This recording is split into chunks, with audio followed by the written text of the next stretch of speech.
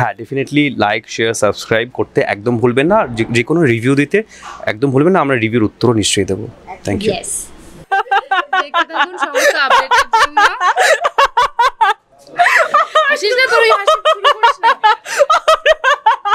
আমি কিন্তু কিছু করিনি, প্লিজ হাসিও না, ও শুরু করলে আর থামবে না। এই তুমি তো হাসছিস কেন? বলো বলো তুই বল, আমি বলেছি। বলো বলো, আমি বলেছি। আচ্ছা আমি ধরে নিই।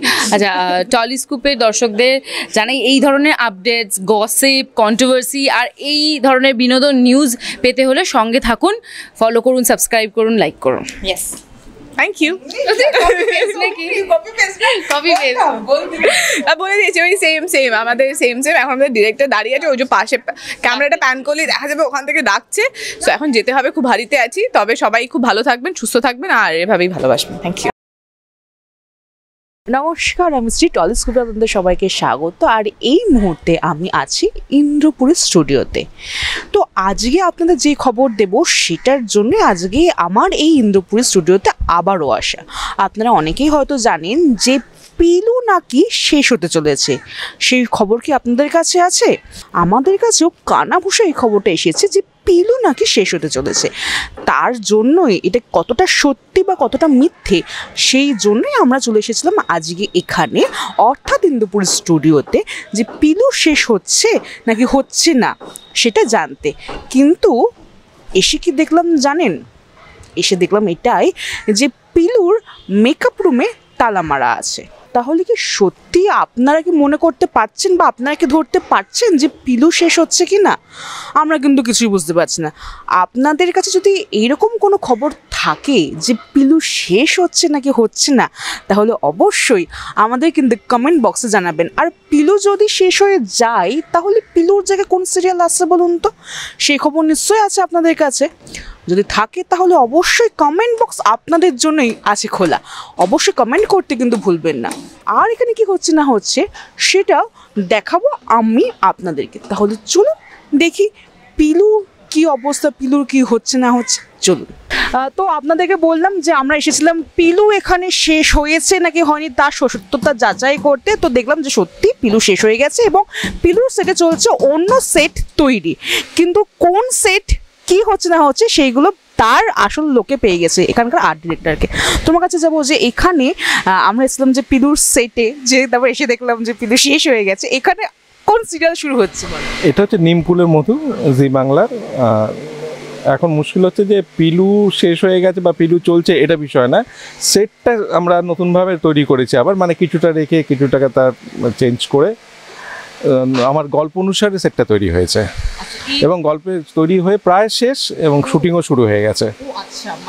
আমরা এই পর্যায়ে পৌঁছে গেছি খুব অল্প সময়ের মধ্যে। আর এটা হয়েছে আমার পুরো টিম, মানে আর ডিরেকশনের টিম না, প্রোডাকশান আছে, যারা ক্রিয়েটিভ হেডস আছে, জিএর যারা রয়েছেন, প্রত্যেকের সহযোগিতায় আমরা একটা নতুন উদ্যমে নেমেছি। আচ্ছা, আমি তোমার কাছে একটা প্রশ্নে যাই যে এখানকার যে সেটটা বলছো, সেটটা কিরকম, মানে একটা বাড়ির কি?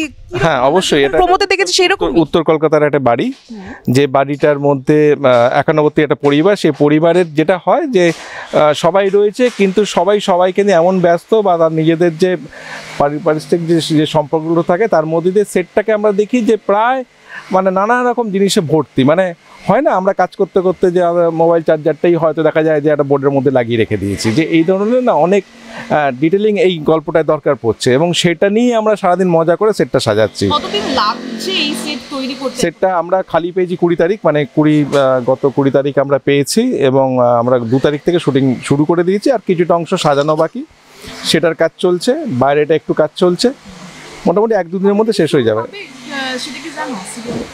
এটা আমার জানার মানে বাইরে। আমরা হচ্ছে মানে ওই রসগোল্লা তৈরি করি, কবে বিক্রি হবে জানি না।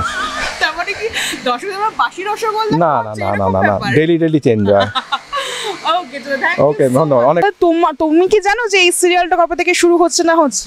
হ্যাঁ জানি, এই সিরিয়ালটা শুরু হচ্ছে 14ই নভেম্বর 8টায় জি বাংলার পর্দায় আমরা দেখতে পাবো, সোম থেকে রবি। আর এখানকার গল্পটা কি দর্শকরা তো প্রমোতে একটু দেখিয়েছে, আর কি রকম আছে? পুরোটা বলে দিলে তখন ভাল লাগবে না, 14 তারিখ থেকে দেখতে হবে, 14 তারিখ থেকে দেখলে বোঝা যাবে। তবে এইটুকুই বলতে পারি, একটা অদ্ভুত গন্ধ আছে গল্পটা, যে গন্ধটা আমরা মিস করি।